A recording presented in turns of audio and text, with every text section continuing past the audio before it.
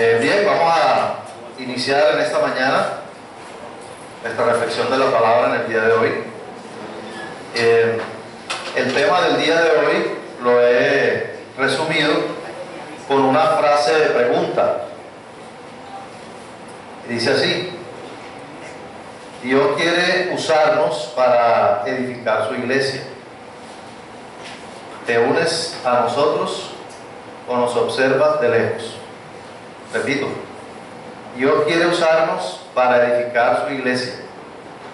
¿Te unes a nosotros o nos observas de lejos? En las enseñanzas de los 2 domingos anteriores hemos estado hablando de lo que es la iglesia, lo que son sus propósitos y también su importancia. El domingo pasado Martín nos explicaba que, dado que pertenecemos a una iglesia, es importante entender qué es la iglesia, quiénes somos nosotros como iglesia, y la importancia también de actuar y de vivir de acuerdo a lo que somos. Eso, una iglesia. Y de esto pueden surgir varias preguntas que valdría la pena que nos hiciéramos, no para contestar en este momento, sino para reflexionar como introducción antes de la enseñanza. En primer lugar, ¿qué piensas tú que es la iglesia? ¿Qué buscas de la iglesia? ¿Cuál crees que es el propósito de la iglesia? ¿Cuál es tu propósito en la iglesia? ¿Estás encontrando sentido al pertenecer a una iglesia?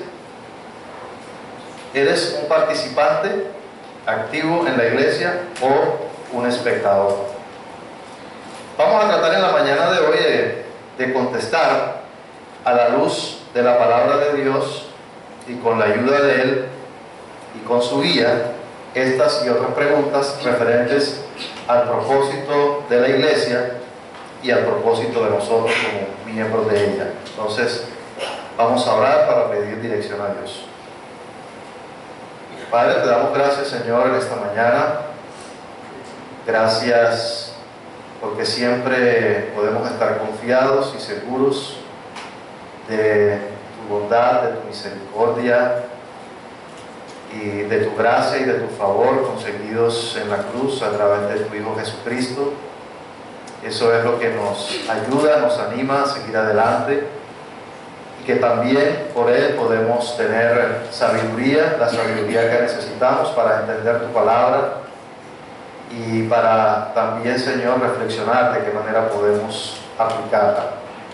Te pedimos para que ese propósito sea cumplido en nuestra vida en esta mañana, Señor, que no sea una mañana más, un domingo más en nuestra vida, sino que podamos vernos afectados y que tu palabra pueda transformar nuestra vida, y que esta palabra la llevemos hoy no solamente en nuestra mente, sino también en nuestro corazón, para seguir y hacer tu voluntad. En el nombre de Dios Jesucristo te lo pedimos. Amén. Bien, los invito a que abramos en el libro de Efesios, el capítulo 4, versículos del 11 al 16. Efesios 4, del 11 al 16.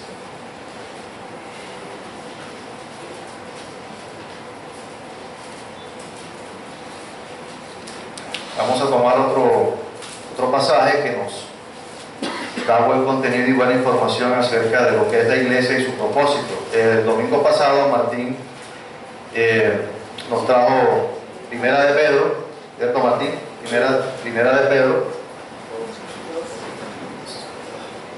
Y hoy vamos a utilizar como pasaje principal Efesios 4, del 11 al 16. Dice así Efesios 4, del 11 al 16.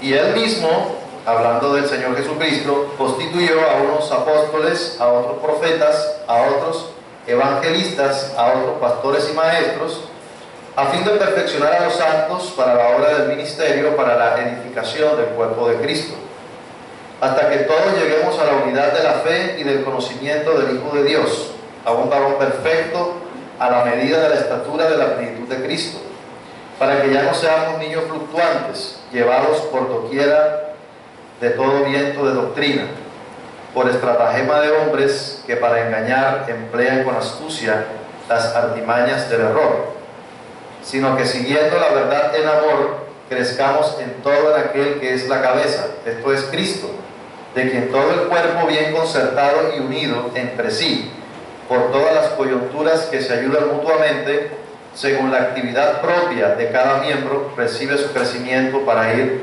edificándose en amor. Es un pasaje donde encuentro énfasis en varios aspectos fundamentales. Creo que al leer ustedes se pudieron dar cuenta que es un pasaje que habla mucho acerca de crecimiento, de edificación, de amor, de perfección, del conocimiento de Jesucristo y de la unidad del cuerpo de Cristo. En el versículo 11 está hablando de que el mismo Señor constituyó a unos hombres dotados para el servicio de la iglesia, y está hablando de apóstoles, profetas, evangelistas, pastores y maestros. Pero lo que quiero recalcar aquí en este versículo 11 es la iniciativa de Dios. El inicio del pasaje dice que Él y Él mismo fue el que constituyó. Fue una gran idea de Dios y fue voluntad de Dios hacer eso. Dotar a hombres en un lugar como la iglesia, hombres creyentes, donde cada uno desempeña una función específica. Y en este pasaje se nombran algunas de las funciones de los miembros de la iglesia. Están los que cumplen las funciones de evangelistas, de profetas, de apóstoles, las funciones de pastorear, de guiar y también de enseñar la palabra. Vamos a mirar unos dos versículos donde podemos ver también la iniciativa de Dios. En Hechos 2, 47 dice, hablando de la iglesia: y perseverando unánimes cada día en el templo y partiendo el pan en las casas, comían juntos con alegría y sencillez de corazón, alabando a Dios y teniendo favor con todo el pueblo. Y miren ahí la iniciativa de Dios. Y el Señor añadía cada día a la iglesia los que habían de ser salvos. Y Efesios 4, 7 al 8, es decir, el mismo pasaje que estamos usando como pasaje principal para la enseñanza, pero en unos versículos anteriores, 7 y 8, dice: pero a cada uno de nosotros fue dada la gracia, ¿de quién? De parte de Dios, conforme a la medida del don de Cristo, por lo cual dice: subiendo a lo alto, llevó cautiva la cautividad y dio dones a los hombres. No fue idea del hombre. No son los pastores que crearon este tipo de estructura de la iglesia, ni tampoco fue idea de Calvino, ni fue idea del Papa, ni fue idea de Lutero. Pero si nosotros vemos a la iglesia como una organización humana, nos queda fácil evadir y nos queda fácil evitar y no dar la importancia que realmente la iglesia tiene. No es casualidad que nosotros nos encontremos aquí. No es casualidad que Dios me haya traído a la iglesia. No es casualidad que Dios haya traído a Miguel a la iglesia, que haya traído a Arnold, a Felipe, a Arnold, a Arnaldo, a Muriel, a Martín, a Juan. No somos casualidad. Dios tomó la iniciativa de traernos aquí a la iglesia.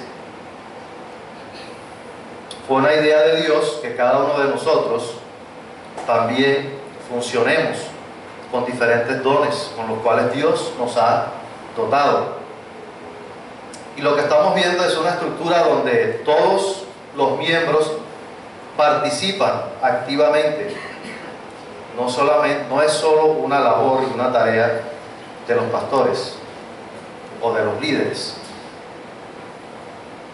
Tenemos que ser conscientes de que Dios ha dado a los creyentes dos ministerios principales. O sea, Dios nos ha puesto aquí con dos ministerios principales. El primer ministerio que Dios nos ha dado a todos es el de evangelizar, el de compartir las buenas nuevas del Evangelio de Jesucristo. Y el segundo ministerio principal es el de edificar a otras personas. Pero también tenemos los que participan en los ministerios complementarios: el ministerio de libertad en Cristo, el ministerio de niños, el ministerio de alabanza, los siervos del grupo familiar, los aprendices, el ministerio de acogida, los pastores, los que discipulan, los que enseñan la palabra, los miembros del comité administrativo. Nosotros estamos plenamente convencidos de que cada miembro está constituido por Dios para llevar a cabo su ministerio dentro de la iglesia. Ese es el trabajo que se necesita realizar para cumplir con la voluntad de Dios. Y vamos a ver cuál es la voluntad de Dios, y en la voluntad de Dios siempre encontramos propósito para nuestra vida. En la voluntad de Dios es donde encontramos el propósito para nuestra vida. En el versículo 12 ya habla de propósito. A fin de perfeccionar a los santos para la obra del ministerio, para la edificación del cuerpo de Cristo. Un comentario de lo que yo observé es que en este pasaje yo veo propósito y nuevamente propósito y otra vez propósito. Encontré 5 propósitos en ese pasaje que acabamos de leer. 5 propósitos y una meta. Vamos a mirar los 3 primeros propósitos. El primer propósito es perfeccionar a los santos. ¿Qué significa eso de perfeccionar a los santos? Pues primero tenemos que entender lo que son los santos. Pues los santos no es la Madre Laura, ¿cierto? Lo que habla la Biblia de los santos somos los que nos hemos arrepentido y hemos puesto nuestra confianza en Jesucristo como nuestro Salvador, y por lo tanto hemos sido apartados por Dios con un propósito muy especial. Entonces, de lo que habla perfeccionar a los santos es un proceso continuo de preparación, de crecimiento y equipamiento del creyente en Jesucristo.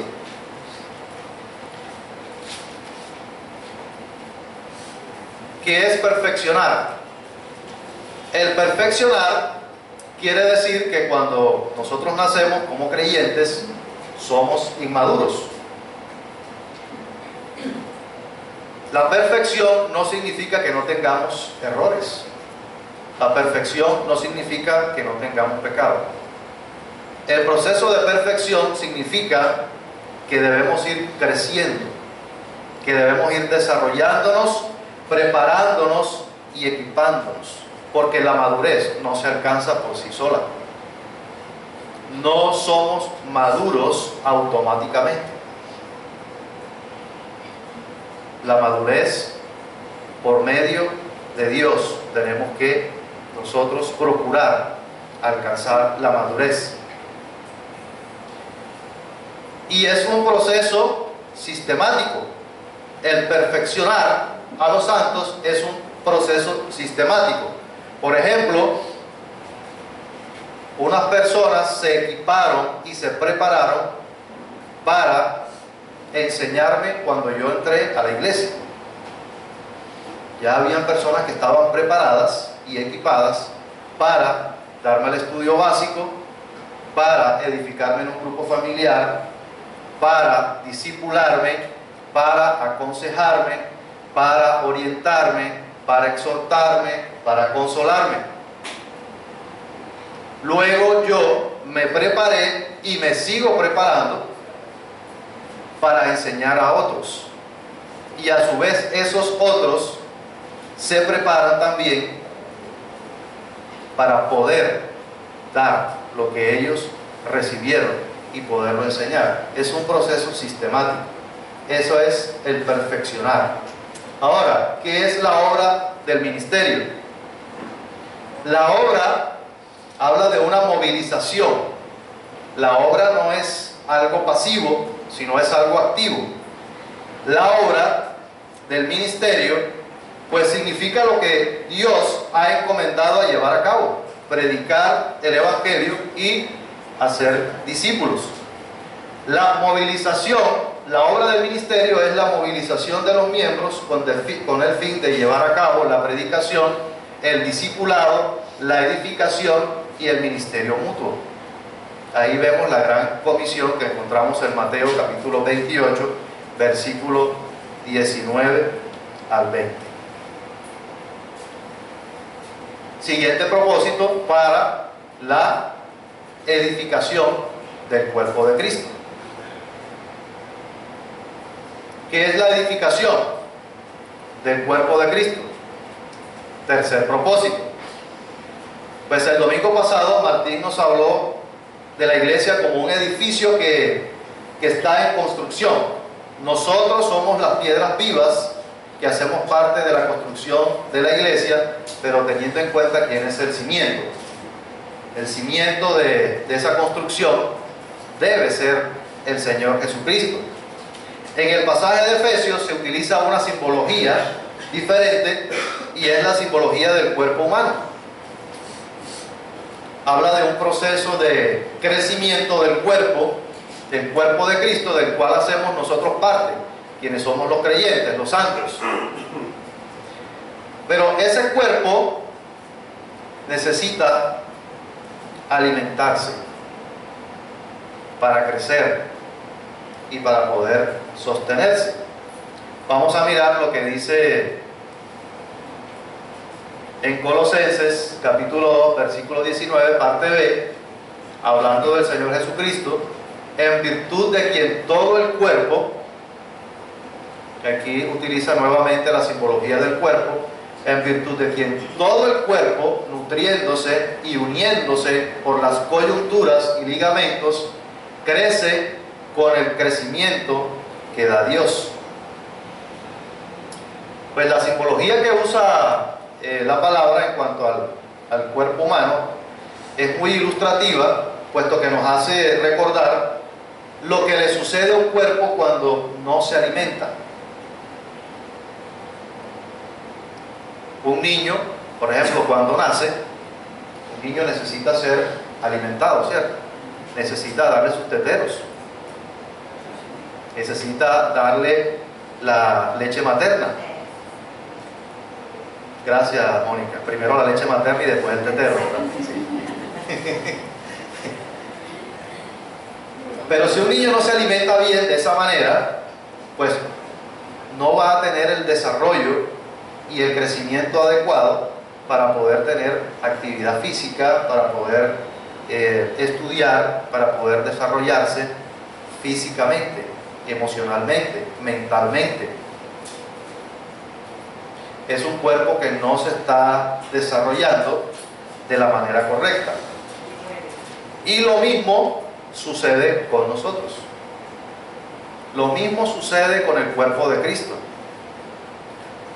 Si no tenemos presentes la predicación, el discipulado, la edificación, el ministerio mutuo, seremos un cuerpo desnutrido.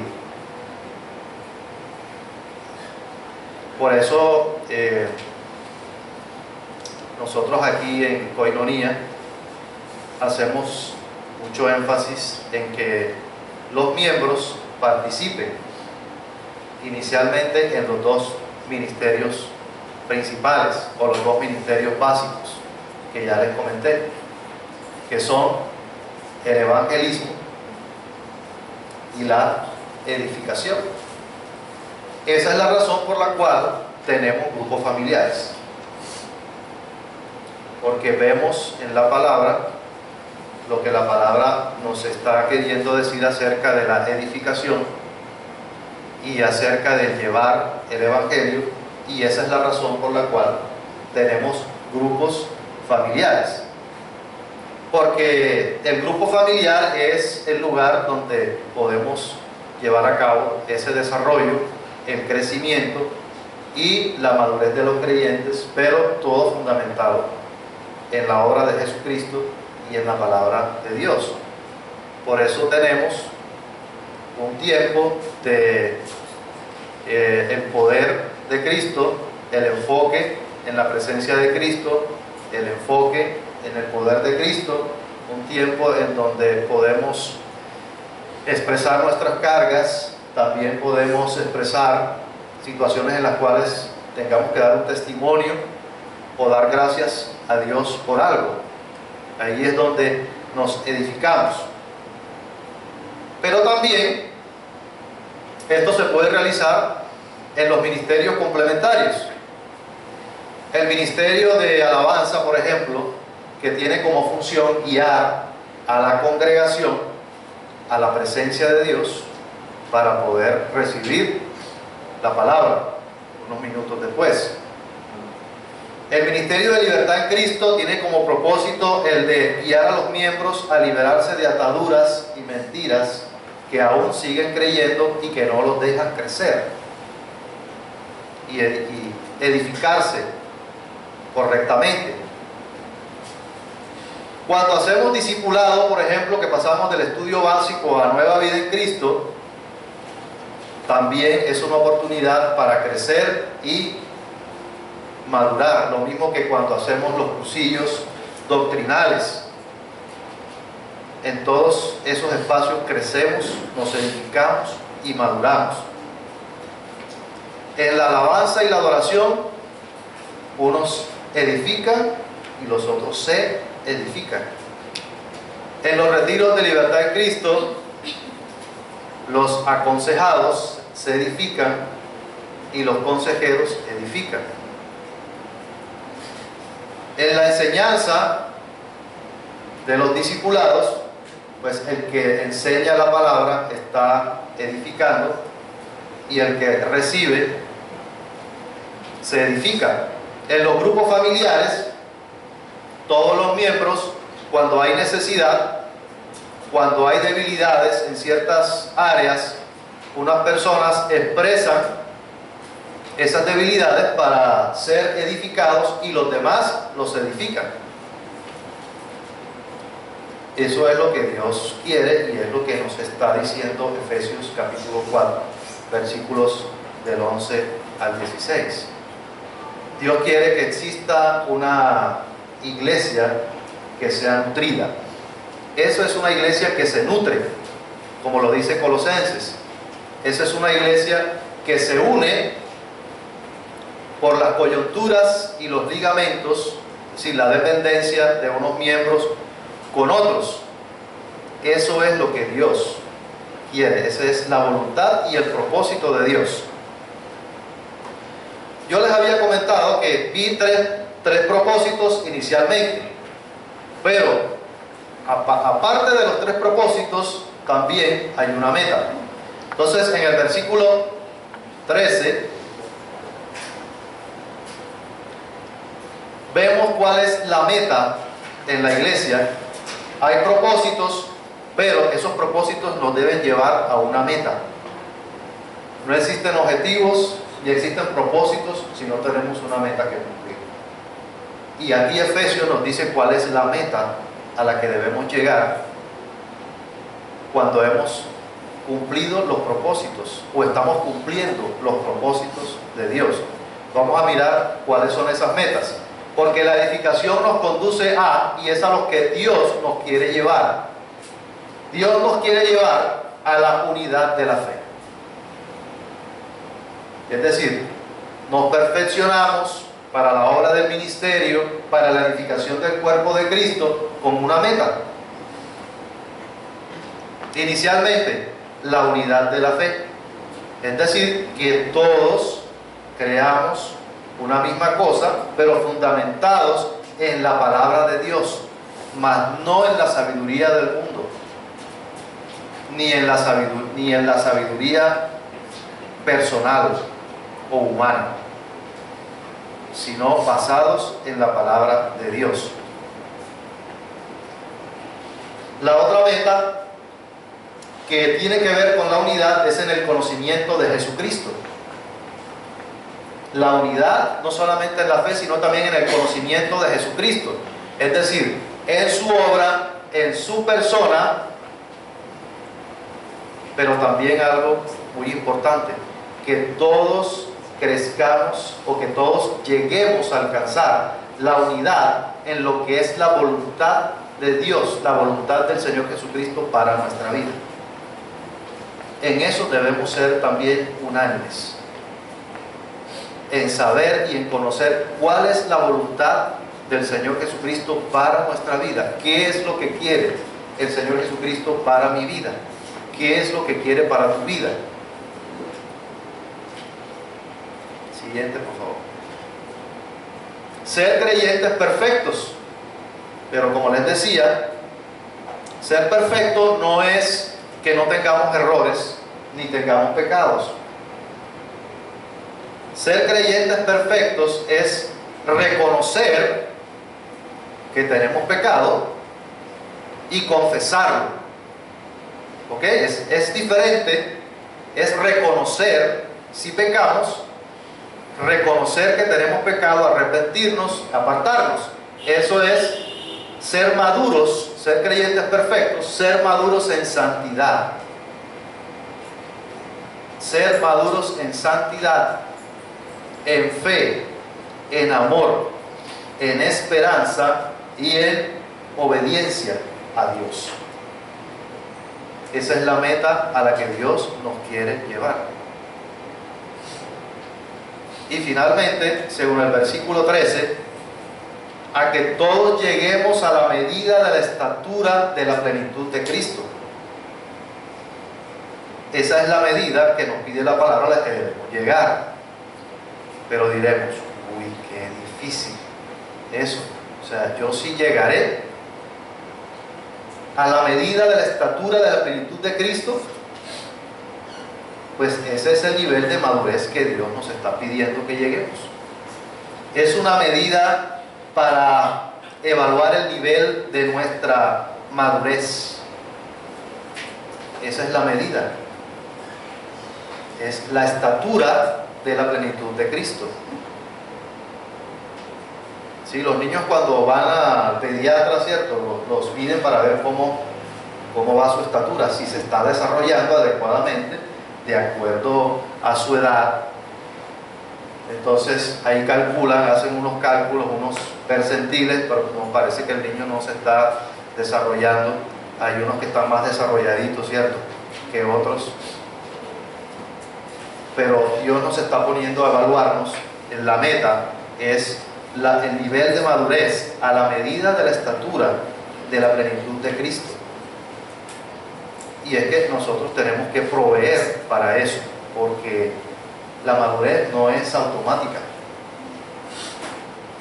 Dios provee para nosotros, pero nosotros también tenemos que proveer para que nuestro crecimiento refleje el carácter de Cristo y la obediencia a Cristo.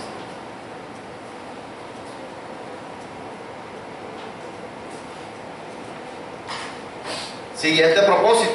Yo les había dicho que había visto como 5 propósitos. Llevamos 3 propósitos y una meta. Y ahora propósito sobre propósito sobre propósito. El último propósito que vimos fue la edificación. Pero hay un propósito para la edificación. El primer propósito, y es interesante, me pareció interesante ese primer propósito, no es que seamos algo, ser algo, sino no ser algo. No ser. que no seamos. Que no seamos. Yo nunca había visto un propósito donde dijera no, que comenzara con no. Que no seamos niños fluctuantes. ¿Sí se dan cuenta ustedes de que hay propósito sobre propósito? Y todo lo que Dios hace tiene un propósito muy especial y muy específico, lleno de sabiduría. Y la edificación tiene como propósito inicialmente que no seamos niños fluctuantes. ¿Y qué es eso de ser niños fluctuantes? Pues en el contexto en que estamos hablando, yo lo vi como inmadurez. Inmadurez espiritual. Niños fluctuantes. Es decir, puede ser que la persona, todo lo que lea de Dios, todo lo que escuche de Dios, es aceptado, sin discernir, sin analizar, sin confrontar, sin evaluar.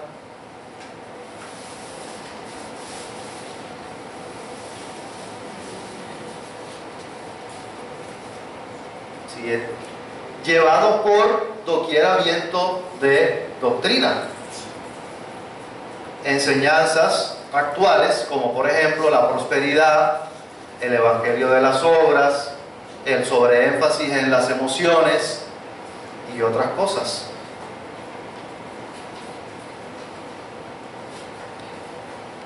Eso es algo que Dios nos quiere evitar por medio de la edificación. Evitar ser desviados por engaños de falsas enseñanzas.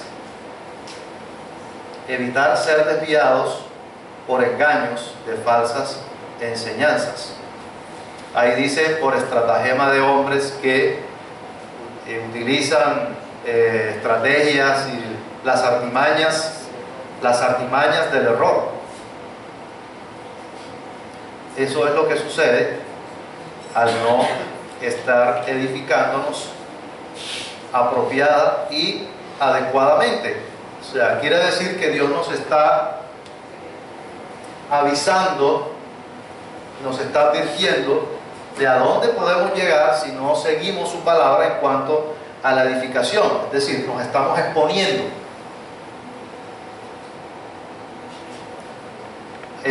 a peligros para la vida de un creyente.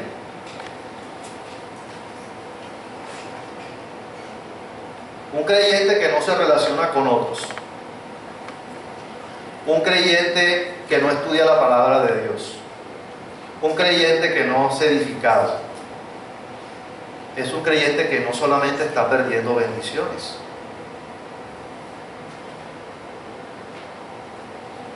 No solamente está perdiendo bendiciones de Dios. Es que así es como debemos mirar. Es que nos estamos perdiendo de lo que Dios nos quiere dar. Cuando no asistimos al grupo, cuando no venimos a los servicios, cuando no estamos estudiando. Es una bendición que nos perdemos. Pero no solamente es una bendición que nos perdemos, sino también que somos vulnerables a cosas externas. Y a nosotros mismos también. No solamente a cosas externas, sino también a nosotros mismos. Por ejemplo, somos vulnerables a nuestros propios pensamientos. Porque la palabra dice que el corazón es engañoso y perverso. Pero el corazón necesita ser confrontado con la palabra y con la edificación. Porque cuando yo estoy pensando algo que no está bien, la palabra y los hermanos me ayudan a evaluar y a discernir lo que no está bien.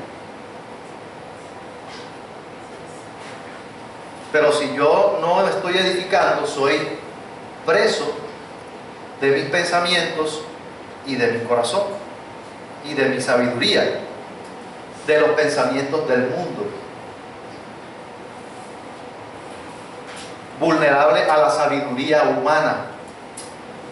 porque entonces ya no buscamos a los hermanos que nos edifiquen, porque no nos va a gustar lo que nos van a decir, porque queremos es que nos digan lo que queremos escuchar. Y eso nos va a llevar a tomar malas decisiones en nuestra vida. No solamente nos perdemos bendiciones, sino que también somos vulnerables a nuestros pensamientos, a los pensamientos del mundo, a los pensamientos de la sabiduría humana. En contraste, hay otro propósito, es decir, ¿qué es lo que no? Primero, lo que no es el propósito, o sea, lo que Dios nos quiere evitar, y ahora lo que Dios sí quiere que hagamos. O sea, el propósito de la edificación es seguir la verdad en amor, creciendo en Cristo, quien es la cabeza del cuerpo. ¿Qué significa esto? Pues cuando realmente seguimos el propósito de la edificación, el propósito o lo que vamos a obtener es las bendiciones de Dios, desarrollo y madurez espiritual en el conocimiento de nuestro Señor Jesucristo. Bien. Dejarnos guiar por Él y por su palabra. Reconocemos y nos sometemos a la cabeza, que es Cristo. Esa es la explicación. Crecer en Cristo, quien es la cabeza. O sea, si hay una cabeza que guía, que orienta, pues reconocemos y nos sometemos a su autoridad. Y pues esto va a redundar en algo que nosotros siempre tenemos que hacer, y es tomar decisiones en nuestra vida. Tomar decisiones a veces no es tan fácil, pero lo que Dios quiere con la edificación es que lo tengamos en cuenta en cada aspecto de nuestra vida, en cada decisión que debamos tomar, en cada cosa que tengamos que hacer. Tener en cuenta a Dios, tener en cuenta a la cabeza, el Señor Jesucristo, la cabeza del cuerpo que somos nosotros.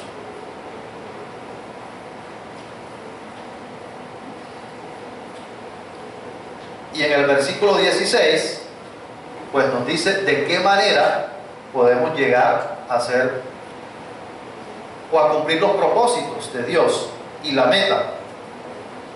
En primer lugar, dice que todo el cuerpo debe estar bien concertado. Bien concertado, entiendo yo que es que esté bien distribuido y que cada quien debe estar ubicado en su lugar correcto. Todo el cuerpo bien concertado. Pero miren que dice todo el cuerpo. No dice algunos del cuerpo bien concertados. Todo el cuerpo. Todo el cuerpo bien concertado. Bien. Y unido entre sí por todas las coyunturas. Pues en anatomía humana, la coyuntura es como la articulación de un hueso con otro. Entonces, se toma la simbología del cuerpo humano, en este caso particularmente la articulación, para simbolizar que cada uno de nosotros somos dependientes de los demás, unidos entre sí por las coyunturas. Somos dependientes de los otros, no somos independientes y necesitamos de los otros. Así es en la iglesia también. Yo no puedo ser un santo perfecto si no dependo de mis hermanos. ¿Y dónde puedo evidenciar la dependencia de mis hermanos? En el grupo familiar. Porque en el grupo familiar confieso pecados y yo he confesado. cosas. Y a veces dicen, ¡ay, tú, Carlos! Sí, yo. Y he confesado cosas. Pero pues estoy dependiendo, porque la palabra dice, confesad vuestras ofensas unos a otros y orad unos por otros para que seáis sanados. Y los demás miembros del grupo también han confesado cosas. Pero tenemos que ser transparentes, porque es la manera en cómo somos dependientes los unos de los otros.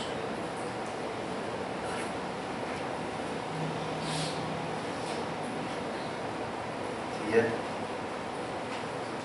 La ayuda mutua, según el don o según la actividad propia de cada miembro, es lo que dice la palabra, pero según el don que Dios le dio a cada uno.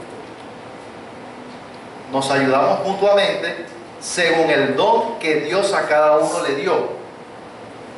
O sea, cada uno, según lo que Dios lo constituyó, debe trabajar para el crecimiento y para la edificación del otro, de acuerdo a lo que Dios le haya dado para hacer.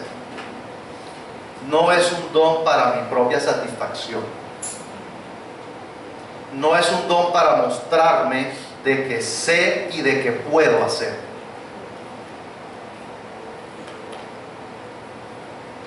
Son dones para ayudar al otro. No son dones para orgullo personal. Tenemos que pensar en los demás.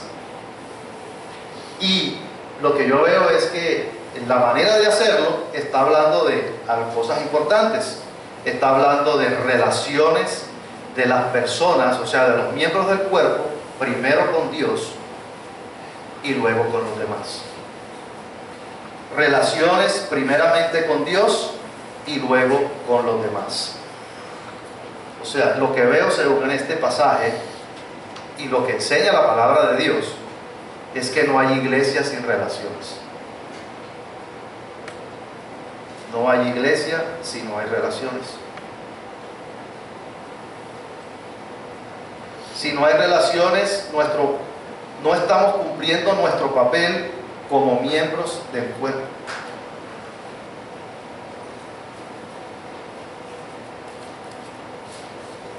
Y por eso, en último lugar, dice, la manera de hacerlo es que nos edifiquemos en amor. Y el amor es un ingrediente vital en el proceso de edificación. O sea, hacer todo con amor a Dios y con amor al hermano. El amor es un componente importante que tenemos que agregar al desarrollo, a la edificación y a la madurez. Si no hago las cosas con amor, ¿qué dijo el apóstol Pablo? Nada soy. Sin amor, nada soy. Puedo ser pastor, puedo ser líder, puedo ser coordinador, puedo tocar un instrumento, puedo cantar, puedo lo que sea. Pero si no se hace con amor, no edifica.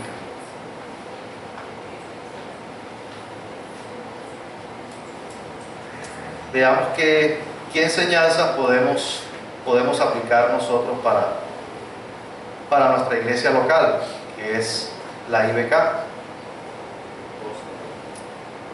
Lo que puedo observar es que en este pasaje es que en la iglesia vemos el orden de Dios, el Dios de orden, el orden establecido por Dios para el creyente. La iglesia no es una organización simplemente donde hay miembros y que están separados. Dios proveyó una estructura bien planificada con un propósito muy específico. En ningún aspecto de nuestra vida es bueno desviarnos del orden de Dios, y eso también incluye la iglesia. En ningún aspecto de nuestra vida es bueno desviarnos del orden de Dios, y eso incluye los propósitos de la iglesia. Porque la iglesia es el lugar que Dios proveyó para el crecimiento de su pueblo. Ese es el lugar que Dios proveyó para edificarnos y para madurar. No puedo conseguir madurar por fuera de la iglesia. No, es imposible. La única manera de madurar espiritualmente es dentro de la iglesia. La pregunta que hacemos es: ¿te sientes que haces parte del cuerpo de Cristo? Si te sientes parte, ¿qué estás llevando a cabo para contribuir con tu edificación y con la edificación de otros? Hay muchas cosas que podemos hacer para aportar al crecimiento de la iglesia. La iglesia es un lugar donde hay muchísimo trabajo. Pareciera que no. ¿Qué hay que hacer en la iglesia? No ir los domingos. No, hay mucho trabajo en la iglesia. Hay mucho trabajo. Y no es un trabajo solamente del equipo pastoral. No es lo que enseña la Escritura. Es una movilización de todos y cada uno de los miembros. Y yo les quiero mostrar un pasaje donde, no sé si lo traje o lo leemos. ¿Puedes? No. Sí. Lo leemos, está en Tito 2, del 3 al 5, donde vemos la interacción y la relación entre los miembros. Está en Tito capítulo 2.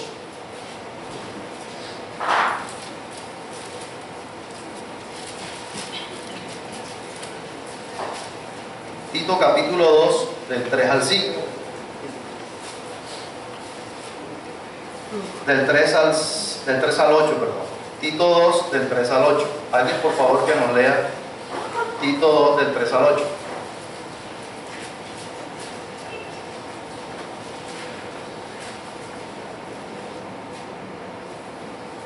Las ancianas. Perdón.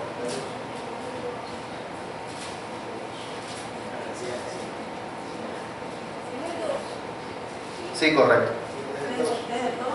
Desde el 3. Ancianas. Sí.